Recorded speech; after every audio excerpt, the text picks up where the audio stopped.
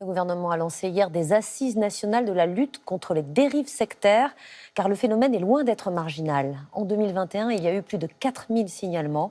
Les familles des victimes de sectes désarmées font parfois appel à des détectives privés pour récolter les preuves de cette emprise. L'enquête du 20h est signée Hugo Puffnet et Brice Goronec.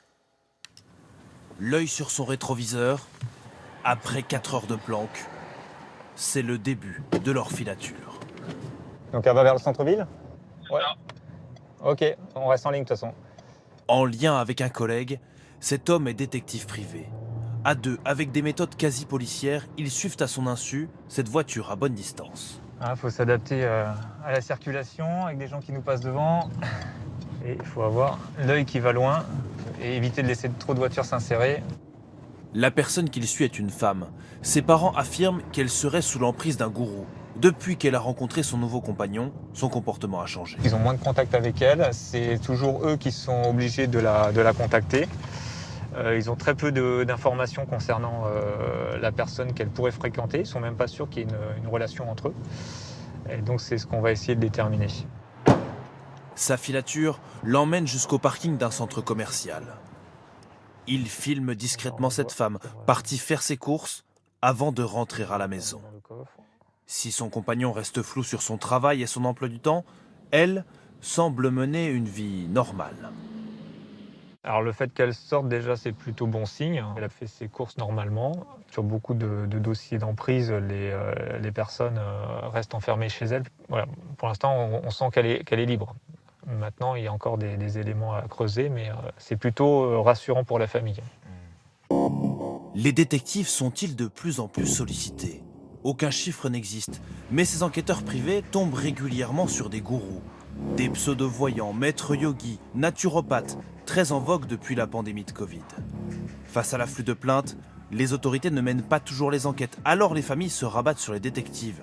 Une solution onéreuse, 80 à 200 € l'heure, une enquête coûte en moyenne de 5 à 10 000 €. Pour ramener le plus de preuves, certains utilisent l'infiltration. Benoît Jude en a fait sa spécialité. Dans un de ses dossiers, il a eu à infiltrer un mouvement sectaire, un rassemblement spirituel où la prière commence à 4 heures du matin. Ça dure pendant des heures d'affilée.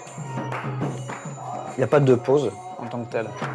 En fait, en permanence, tu entends ce mantra qui est tout le temps récité, soit collectivement sur des temps officiels, soit volontairement par des gens qui vont le faire parce qu'ils souhaitent le faire dans la journée.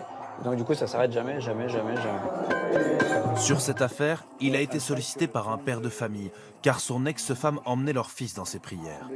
Ces vidéos ont été visionnées par une psychologue experte judiciaire qui souhaite rester anonyme. Son rôle, détecter les dérives sectaires. Et elle s'inquiète de suite de la présence de jeunes enfants. Il n'aura pas d'esprit critique en fait, il sera complètement dans des biais de pensée, des biais de croyances, où il ne remettra même pas en question finalement ce qu'il est en train de vivre, ce qu'il est en train de faire, et ça l'influencera plus facilement à intégrer ce type de groupe par la suite. Autres signaux d'alerte, les participants sont surveillés en permanence par des dévots. Femmes et hommes sont séparés.